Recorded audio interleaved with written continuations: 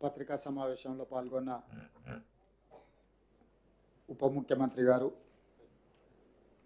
సహచార మంత్రివర్గ సభ్యులు,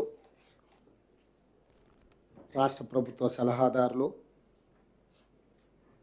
ఈ పత్రికా సమావేశంలో పాల్గొన్న మీడియా మిత్రులకు, ప్రజాపాలన 2 సంవత్సరాలు పూర్తి చేసుకోబోతున్న సందర్భంలో మీకు అందరికీ ఈ ప్రభుత్వం సజావుగా నడవడానికి, ఈ ప్రభుత్వం సంక్షేమము అభివృద్ధి కార్యక్రమాలను ముందుకు తీసుకెళ్లడానికి సహకరించినందుకు మనస్ఫూర్తిగా తెలంగాణ రాష్ట్ర ముఖ్యమంత్రిగా మీకు అందరికీ కృతజ్ఞతలు తెలియజేస్తున్నా. ఈరోజు తెలంగాణ రాష్ట్ర ప్రభుత్వం ఒక అనుభవంగా, ఈ అనుభవాల నుంచి నేర్చుకున్న పాఠాలను భవిష్యత్ ప్రణాళికగా మార్చుకొని 4 కోట్ల తెలంగాణ ప్రజలకు ఒక అద్భుతమైన అభివృద్ధి చెందిన తెలంగాణను అందించాలన్న ఆలోచనతోటి 2 సంవత్సరాల ఉత్సవాలను జరుపుకోవడమే కాకుండా భవిష్యత్తు ప్రణాళికలను రచించుకొని భవిష్యత్తు కోసం పారదర్శకమైన పాలసీలను తీసుకొచ్చి ఒక పాలసీ డాక్యుమెంట్ని జాతికి డెడికేట్ చేయబోతున్నాం. ఈ పాలసీ డాక్యుమెంట్ జాతికి అంకితం చేయడం ద్వారా ప్రపంచ దేశాలలో ఉన్న దిగ్గజ కంపెనీలను, సాంకేతిక నిపుణులను, మన దగ్గర ఉన్న యువ సంపదకు ఉద్యోగ ఉపాధి అవకాశాలు కల్పించడానికి, తద్వారా రాష్ట్ర ఆర్థిక రంగంలో బలమైన ఆర్థిక రాష్ట్రంగా నిలదొక్కుకోవడానికి, తద్వారా ప్రజలకు ఇచ్చిన ప్రతి మాట సంక్షేమ పథకాలు అమలు చేయడానికి ఈరోజు మనము ఒక విజన్ డాక్యుమెంట్ని తయారు చేసుకున్నాం. ఈ విజన్ డాక్యుమెంట్కి తెలంగాణ రైజింగ్ 2047 అని చెప్పి నామకరణం చేసుకోవడం జరిగింది. ఈ తెలంగాణ రైజింగ్లో 2 ప్రధానమైన అంశాలు ఉంటాయి. ఒకటి విజన్, 2 స్ట్రాటజీ. ప్రణాళికబద్ధమైన అభివృద్ధి సాధించాలంటే పారదర్శకమైన పాలసీలు ఉండాలి. పాలసీలలో పాలసీ పెరాలసిస్ ఒకవేళ వస్తే పెట్టుబడులకు రక్షణ లేకపోవడమే కాకుండా రాష్ట్ర భవిష్యత్తు కూడా నష్టదాయకంగా తయారవుతుంది. అందుకే ఈ విజన్ డాక్యుమెంట్ను లక్షలాది మంది భాగస్వాములను చేసి ప్రపంచ స్థాయిలో పేరెన్నికగన్న ప్రముఖులను కూడా ఇందులో భాగస్వాములను చేసి దీనికి ఐఎస్బి అదేవిధంగా నీతి ఆయోగ్ లాంటి సంస్థల సహకారం తీసుకొని అందరి సలహాలు సూచనలను ప్రపంచ దేశంలోనే పేరెన్నికగల వాళ్ళందరినీ ఈ పాలసీ డాక్యుమెంట్లో భాగస్వాములను చేసి ఈ పాలసీ డాక్యుమెంట్ను తయారు చేసుకోవడం జరిగింది. దానికి సంబంధించి చాలా నిశితంగా ప్రతి అంశాన్ని లోతుగా విశ్లేషించి పరిశీలించి భవిష్యత్తు ప్రణాళికలను ఈరోజు మనం సిద్ధం చేసుకున్నాము. అందులో భాగంగానే తెలంగాణ రైజింగ్ 2047లో విజన్లో భాగంగా ఒక స్ట్రాటజీ తీసుకున్నాం. ఆ స్ట్రాటజీ తెలంగాణ రాష్ట్రాన్ని 3 విభాగాలుగా విభజించుకున్నాము.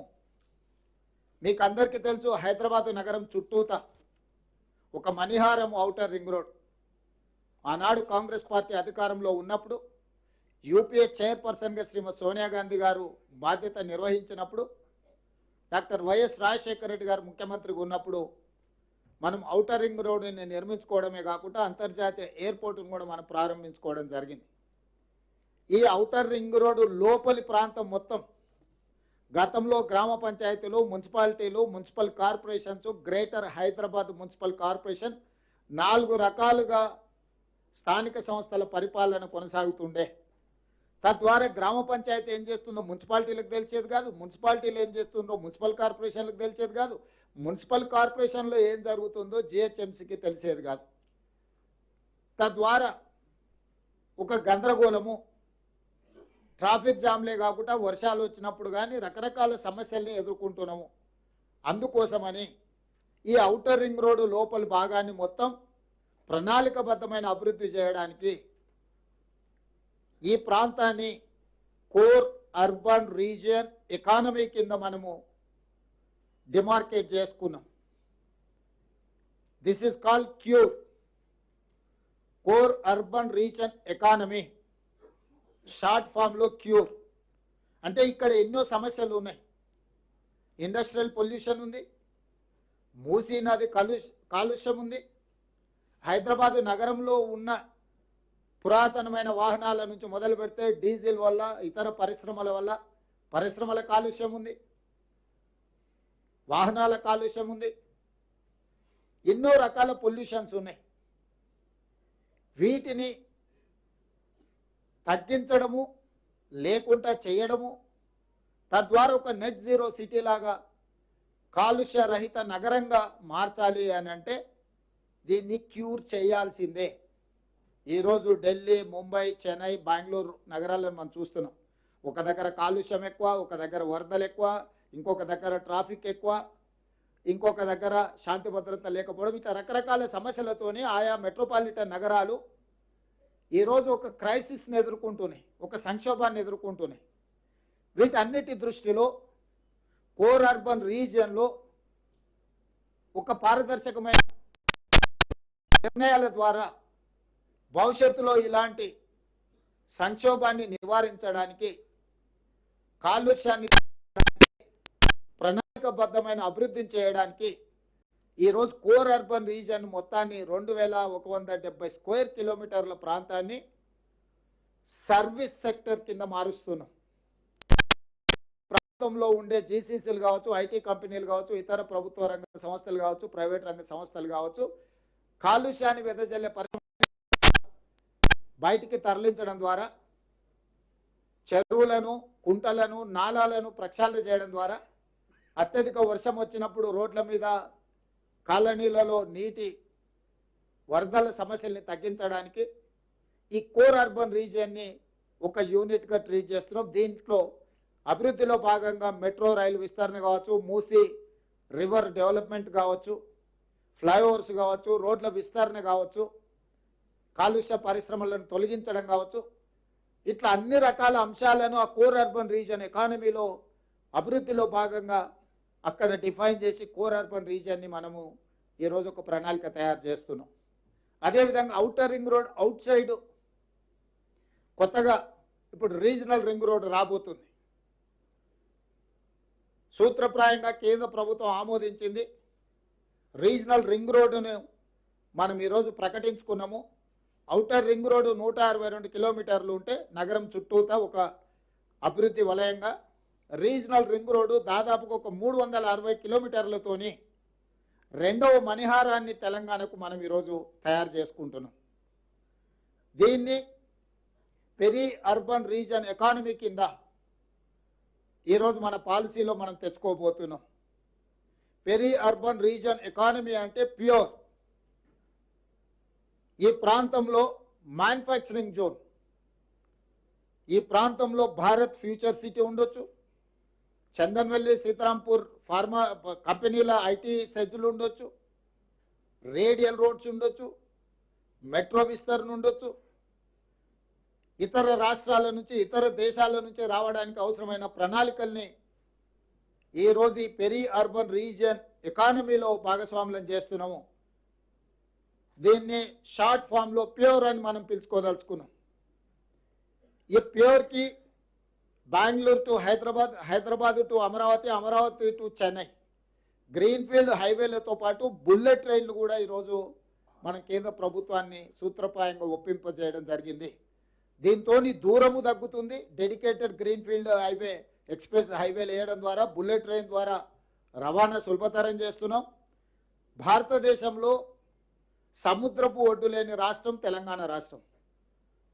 ఒకప్పుడు నిజాం ప్రభుత్వంలో మచిలీపట్నం పోర్టు కూడా మన దగ్గర ఉండేది నిజాం రాజ్యం ఉన్నప్పుడు. ఈరోజు మనం మచిలీపట్నం పోర్టు కూడా ఈరోజు కనెక్టివిటీ డెవలప్ చేస్తున్నాం.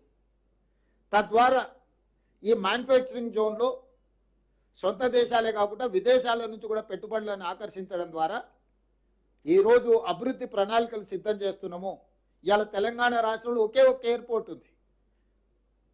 ఇంకా ఎయిర్పోర్ట్లు రావాల్సిన అవసరం ఉంది, పారిశ్రామికవేత్తలు అడుగుతున్నారు. అందుకే వరంగల్లో ఒక అంతర్జాతీయ స్థాయి ఎయిర్పోర్టు నిర్మిస్తున్నాం, ఆదిలాబాద్లో ఎయిర్పోర్ట్ నిర్మించాలనుకుంటున్నాం, భద్రాద్రి కొత్తగూడెంలో ఎయిర్పోర్ట్ నిర్మించాలనుకుంటున్నాం, రామగుండంలో ఇంకొక ఎయిర్పోర్ట్. అంటే రాబోయే రోజుల్లో తెలంగాణ రాష్ట్రానికి అదనంగా 4 కొత్తగా ఎయిర్పోర్టులు మనం తెస్తున్నాము. ఏ రాష్ట్రమైన అభివృద్ధి చెందాలి అంటే ఆ రాష్ట్రానికి సులభతరమైన రవాణా వెసులుబాటు ఉండాలి. దానికోసం ఇతర రాష్ట్రాల నుంచి గ్రీన్ఫీల్డ్ ఎక్స్ప్రెస్ హైవేలు నిర్మిస్తున్నాం, ఇతర రాష్ట్రాల నుంచి బుల్లెట్ ట్రైన్లను నిర్మిస్తున్నాం, ఇతర దేశాల నుంచి ఉత్పత్తి చేసిన వస్తువులను తెచ్చుకోవాలన్నా, మన రాష్ట్రంలో ఉత్పత్తి చేసిన వస్తువులను ఇతర దేశాలకు తరలించాలన్నా సముద్రం ఉండాలి. కార్ల పరిశ్రమ రావాలంటే, తయారు చేసిన కార్లు ఇతర దేశాలకు తరలించాలంటే సముద్రం ద్వారానే తరలించగలరు. మనకు ఆ సముద్రము లేకపోవడం వల్ల ఈరోజు మనము హైదరాబాద్ నుంచి మచిలీపట్నానికి dedicated greenfield express highway Andhra Pradesh ముఖ్యమంత్రి గారితో మాట్లాడడం జరిగింది, దేశ ప్రధానమంత్రి గారితో మాట్లాడడం జరిగింది. ప్రాథమికంగా మేము అందరం కూడా ఒక ఆలోచనకు, ఒక అంగీకారానికి వచ్చినాం. Highway connectivity, port connectivity, airports connectivity ద్వారా ఈ పెరి అర్బన్లో వచ్చే మ్యానుఫ్యాక్చరింగ్ జోన్లో పరిశ్రమలను ఆకర్షించడమే కాకుండా పెట్టుబడులను తీసుకొచ్చి ఈ పెట్టుబడుల ద్వారా, పరిశ్రమల ద్వారా నిరుద్యోగ యువకులకు ఉద్యోగ ఉపాధి అవకాశాలు కల్పించి తెలంగాణ రాష్ట్ర ఆర్థిక వ్యవస్థను ఒక బలమైన వ్యవస్థగా తీర్చిదిద్దడానికి ఈరోజు పెరి అర్బన్ రీజన్ ఎకానమీని మనం ప్రణాళికబద్ధంగా చేసుకున్నాం. ఇక మూడవది regional ring road outside Telangana border, rural agricultural reason economy. అంటే ఏ రాష్ట్రంలో, ఏ దేశంలో కూడా వ్యవసాయ ఆధారిత ప్రణాళికలు చాలా తక్కువగా ఉన్నాయి. గతంలో ఏ విజన్, ఏ పాలసీ డాక్యుమెంట్ చేసినా అర్బన్ బేస్డ్ పాలసీ తీసుకొచ్చేది. ఇప్పుడు మేము వ్యవసాయాన్ని, గ్రామీణ ప్రాంతాలను, వ్యవసాయ ఆధారిత ఉత్పత్తులను నిర్లక్ష్యం చేయదలుచుకోలేదు. ఈ స్టేట్ ఎకానమీలో వాళ్ళ స్టేక్ హోల్డర్స్గా మార్చదలుచుకున్నాము రైతులను, వ్యవసాయ ఆధారిత పరిశ్రమలను. వ్యవసాయాన్ని పెంపొందించడం ద్వారా ఆర్గానిక్ ఫుడ్ కావచ్చు, అగ్రికల్చర్ పార్క్స్ కావచ్చు, అదేవిధంగా ఫ్రూట్స్ అండ్ వెజిటబుల్స్ కావచ్చు, వీటికి సంబంధించిన పరిశ్రమలతో పాటు seed bowl of India Telangana, మన భూములు విత్తనాలను ఉత్పత్తి చేయడానికి అనుకూలమైన ప్రాంతం. మన భూములు మంచి కూరగాయలు, పండ్లు, ఫలాలు పండించడానికి, చాలా సేంద్రియ వ్యవసాయానికి చాలా ఉపయోగపడే భూములు. అందుకే regional ring road outside Telangana border వరకు రూరల్ అగ్రికల్చర్ రీజన్ ఎకానమీ కింద దిస్ ఈజ్ కాల్డ్ రేర్, ఒక రేర్ పాలసీని మనం తీసుకొస్తున్నాం. మీకు తెలంగాణ ముఖ చిత్రాన్ని చూస్తే క్యూర్, ప్యూర్, రేర్. క్యూర్ అంటే core urban region economy, PURE అంటే peri urban region economy, RARE అంటే రూరల్ అగ్రి రీజన్ ఎకానమీ. ఈ 3 రకాల వ్యవస్థలను, ప్రణాళికల్ని, ఈ అంశాలకు సంబంధించిన వాటి అన్నిటిని కూడా పొందుపరిచి, క్రోడీకరించి తెలంగాణ రైజింగ్ 2047 ఒక విజన్ డాక్యుమెంట్ను తీసుకొస్తున్నాము. ఆ విజన్ డాక్యుమెంట్ లో కోర్ అర్బన్ లో ఏం చేయబోతున్నాం, ఏమేమి తీసుకొస్తున్నాం, ఇన్ డీటెయిల్ రిపోర్ట్ ఉంటుంది. పెరి అర్బన్ లో ఏమేం చేయబోతున్నాం, మ్యానుఫ్యాక్చరింగ్ సైడ్ డీటెయిల్ రిపోర్ట్ ఉంటుంది. రూరల్ ఎకానమీలో, అగ్రికల్చర్ లో ఏం చేయబోతున్నాం పాలసీ డాక్యుమెంట్ లో ఉంటుంది. సో ద్వారా ప్రతి ఒక్కరిని, మహిళలు కావచ్చు, రైతులు కావచ్చు, యువత కావచ్చు, వివిధ సామాజిక వర్గాలకు సంబంధించిన ప్రజలందరినీ దృష్టిలో పెట్టుకొని అభివృద్ధి ప్రణాళికలతో పాటు రాష్ట్ర ఆర్థిక వ్యవస్థను బలపరిచి ద్వారా వచ్చే ఆదాయాన్ని పెంచాలి, పేదలకు పంచాలి అనే ఒక విధానంతో బలమైన ఆర్థిక పొందించడం ద్వారా బలహీనంగా ఉన్న పేదలను బలోపేతం చేయాలని ఈరోజు మనకు ఫుడ్ది సమస్య లేదు, కానీ న్యూట్రిషన్ ప్రాబ్లం ఉన్నది. ఆ న్యూట్రిషన్ ఎట్లా ఇంప్రూవ్ చేయాలా, క్వాలిటీ ఫుడ్ ఎట్లా ఇవ్వాలనేది మన ప్రణాళిక. ఇప్పటి వరకు ఆనాడు పండిత్ వల్ల ఎడ్యుకేషన్ అండ్ ఇరిగేషన్ పాలసీస్ మొట్టమొదటి ప్రధానమంత్రిగా తీసుకురావడం వల్ల ఈ దేశంలో విద్య, అదేవిధంగా ఇరిగేషన్ ద్వారా పేదల ఆకలి తీర్చడానికి ఈరోజు సర్ప్లస్ దేశం. మనం దేశానికి అవసరమైన ఉత్పత్తిలో ఎక్కువగా ఉత్పత్తి చేస్తున్నాం, కానీ ప్రజలకు ఇవ్వవలసిన అంత ఆరోగ్యవంతమైన ఫుడ్ మనం ఇవ్వలేకపోతున్నాము. అందుకే సర్ప్లస్ ఫుడ్ ఉంది, కానీ న్యూట్రిషన్ ఫుడ్ లేదు. తెలంగాణ రాష్ట్రం మొదటి రాష్ట్రంగా ప్రజలకు న్యూట్రిషన్ ఫుడ్ ఎట్లా ఇవ్వాలను ప్రణాళికలు చేస్తాం. దీని ద్వారా ఈరోజు ఎడ్యుకేషన్ అన్ని గ్రామాలకు చేరింది. తండాలలో, గూడాలలో, మారుమూల పల్లెలకు కూడా ప్రభుత్వ విద్యా వ్యవస్థ చేరుకున్నది, కానీ నాణ్యమైన విద్యత లేదు. సాంకేతికపరమైన విద్య అందించడం అనేది ప్రాథమిక లక్ష్యం. విద్య చేరుకున్న తర్వాత నాణ్యమైన విద్యను ఇవ్వాలి, సాంకేతికపరమైన విద్యను అందించాలనేది ఈరోజు మా ప్రభుత్వం యొక్క లక్ష్యం. దానికి సంబంధించి సింగిల్ టీచర్ స్కూల్స్ నుంచి చిన్న చిన్న మారుమూల తండా, గూడెం నుంచి మొదలు పెడితే మహానగరమైన హైదరాబాద్ వరకు విద్యా వ్యవస్థలో ప్రక్షాళన తీసుకురావడమే కాకుండా అంతర్జాతీయ విద్యా సంస్థల్ని రాష్ట్రానికి రప్పించి ఒక నాలెడ్జ్ హబ్గా క్రియేట్ చేయదలుచుకున్నాం. నాలెడ్జ్ హబ్గా క్రియేట్ అయితే ఆటోమేటిక్గా పెట్టుబడులు వస్తాయి. సాంకేతిక నిపుణులు, సైంటిస్టులు ఇక్కడ అందుబాటులో ఉన్నారనుకోండి, ఆటోమేటిక్గా పరిశ్రమలు ఈ రాష్ట్రానికి రావాల్సిన పరిస్థితి వస్తుంది. పెట్టుబడులు లాభాలను వెతుక్కుంటూ వస్తాయి. పెట్టుబడికి రక్షణ ఉంటే పెట్టుబడులు వస్తాయి. పెట్టుబడులకు రక్షణ కల్పించి, పెట్టుబడులకు లాభాలను అందించి, పెట్టుబడులు పెట్టే వాళ్లకు సాంకేతిక నైపుణ్యాన్ని అందించి, వాళ్ళకు అవసరమైన సేవలను అందించడం ద్వారా ఉద్యోగ ఉపాధి అవకాశాలను కల్పించడం ద్వారా ఈ రాష్ట్రాన్ని 2034కి $1 ట్రిలియన్ ఎకానమీ, 2047 దేశము 100 స్వతంత్రం వచ్చి 100 సంవత్సరాల ఉత్సవాలు జరుపుకునే సమయానికి తెలంగాణ రాష్ట్రం $3 ట్రిలియన్ ఎకానమీని అందుకోవాలనుకుంటున్నాం. ఈ రోజు భారతదేశంలో మన జనాభా 2.5%. భారతదేశ ఆర్థిక వ్యవస్థలో 5% తెలంగాణ రాష్ట్రం నుంచి మనం అందిస్తున్నాం. కానీ భవిష్యత్తులో 10% మనం పెరగాలి. 10% పెరగడానికి అవసరమైన ప్రణాళికలను ఈరోజు మనం సిద్ధం చేస్తున్నాము. ఒక futuristic plan. Hour vision is our policy. మా యొక్క దార్శనికతనే మా భవిష్యత్ ప్రణాళికలు. దానికోసమే ఈ గొప్ప సమ్మిట్ని ఏర్పాటు చేయడమే కాకుండా అందరినీ ఆహ్వానించి ఇందులో అందరి సూచనలు తీసుకొని తెలంగాణను ఒక బలమైన ఆర్థిక వ్యవస్థగా తీర్చిదిద్దడానికి ఈరోజు మేము ముందుకు వెళ్తున్నాం. దానికి సంబంధించిన కార్యాచరణ మొత్తాన్ని ఉప ముఖ్యమంత్రి గారు, మా సహచార మంత్రులు అందరూ వీటిని ముందుకు తీసుకొని వెళ్తున్నాం. మీ అందరి సహకారం కూడా ఉండాలి. దీనికి సంబంధించి ప్రముఖులందరినీ కూడా ఆహ్వానిస్తాం. ఆ కార్యాచరణ కూడా తీసుకొని ముందుకు వెళ్తున్నాం. మా ఉత్సవాలు డిసెంబర్ 1 నుంచి డిసెంబర్ 13. ఒక ఆరోగ్యవంతమైన తెలంగాణను అందించాలంటే Telangana means sports, Telangana means tourism, Telangana means business, Telangana means industries, Telangana means nature, Telangana means your agriculture, tourism, endowment tourism, health tourism, heritage tourism. ఇవన్నీ కూడా తెలంగాణ పాలసీ డాక్యుమెంట్లో భాగంగా ఈరోజు ముందుకు వెళ్ళాలని మంత్రివర్గం అంతా నిర్ణయించుకున్నది. ఈ రోజు నుంచి, రేపటి నుంచి కౌంట్ డౌన్ స్టార్ట్ అవుతుంది. ఈ ఉత్సవాలలో, ఈ భవిష్యత్ ప్రణాళికలో మీ అందరి సహకారం ఉండాలి. ప్రపంచ దేశాల ప్రతినిధులకు ఈరోజు మనము ఒక ఆతిథ్యాన్ని ఇవ్వబోతున్నాం. ఎక్కడ ఎలాంటి చిన్న చిన్న చెదురుమదురు సంఘటనలు కూడా జరగకుండా ప్రణాళికబద్ధంగా మనం ఈరోజు వ్యవస్థలను అన్నిటిని కూడా పటిష్టంగా ముందుకు తీసుకెళ్లడానికి నిర్ణయం తీసుకున్నాం.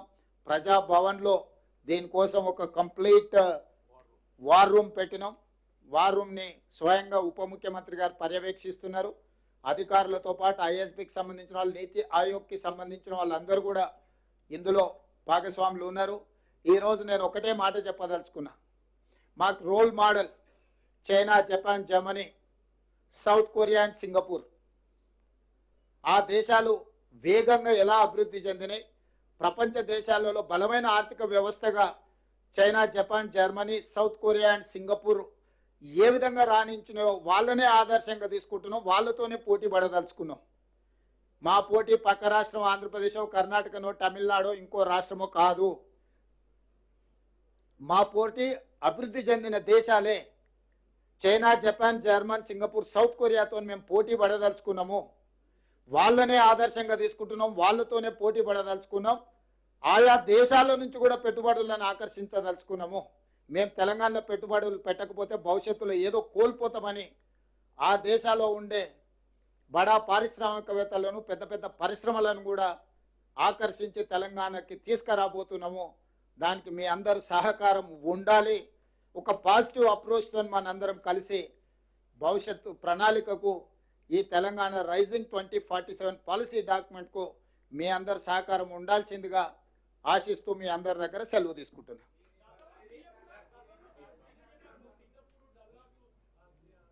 దయచేసి పాత్రికేయ మిత్రులందరికీ కూడా సమాధానం ఉంటుంది. అంత లోపల గౌరవ ముఖ్యమంత్రి గారి చేతుల మీదుగా తెలంగాణ గ్లోబల్ సమ్మిట్కు సంబంధించిన ఆహ్వానానికి సంబంధించి దాని ఆవిష్కరణ గౌరవ ముఖ్యమంత్రి రేవంత్ రెడ్డి గారి చేతుల మీదుగా జరుగుతుంది.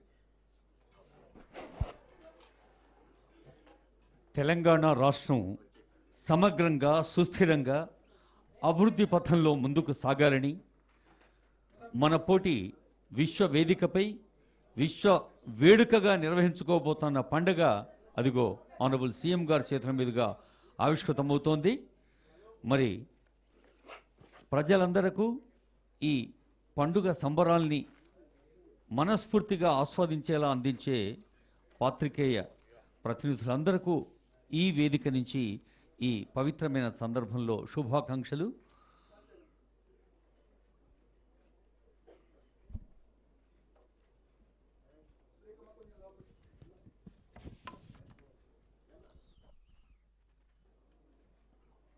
డాక్టర్ బిఆర్ అంబేద్కర్ తెలంగాణ సచివాలయం వేదికగా గౌరవనీయులైన ముఖ్యమంత్రి గారు ఇప్పుడు ఈ పత్రికా సమావేశంలో ప్రజలందరికీ ఆహ్వానం అందిస్తున్న శుభతరుణం ఇది. Telangana rising global summit December 8, 9, 2025.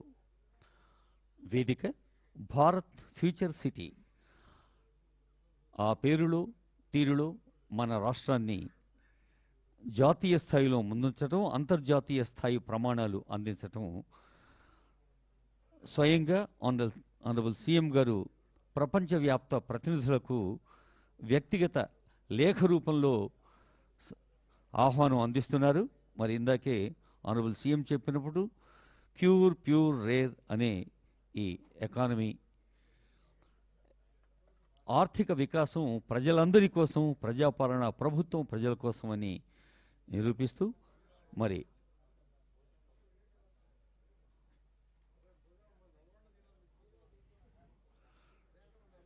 Telangana means business. Telangana అంటే క్రీడలు, తెలంగాణ అంటే అందుకే పోచంపల్లిని తీసుకున్నాం. Thank you.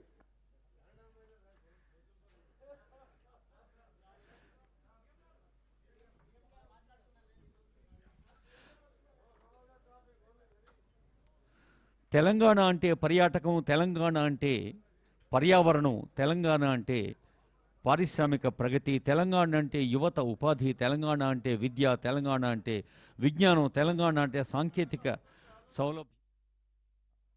తెలంగాణ రాష్ట్ర